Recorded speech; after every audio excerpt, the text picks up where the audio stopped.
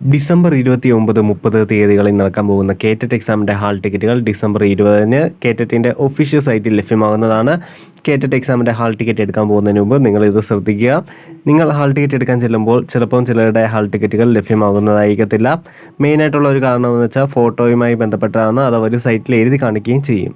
ഫോട്ടോയുടെ പ്രശ്നം എന്ന് പറയുന്നത് നിങ്ങൾ കൃത്യമായിട്ടുള്ള സൈസ് അനുസരിച്ച് ആയിരിക്കത്തില്ല ഫോട്ടോ കൊടുത്തത്, അതുപോലെ തന്നെ ഫോട്ടോ വ്യക്തമായിരിക്കത്തില്ല. അതുകൊണ്ടായിരിക്കാം നിങ്ങൾക്ക് ഈ ഒരു പ്രശ്നം വന്നത്. ആ ഒരു പ്രശ്നം കാണുമ്പോൾ നിങ്ങൾ ടെൻഷൻ ആവേണ്ട. നിങ്ങൾക്ക് ചെയ്യാൻ പറ്റുന്ന ഒരു കാര്യമുണ്ട്. നിങ്ങൾ ഹാൾ ടിക്കറ്റ് എടുക്കാൻ പോകുമ്പോൾ നിങ്ങളൊരു പുതിയൊരു ഫോട്ടോ കയ്യിൽ കരുതുക.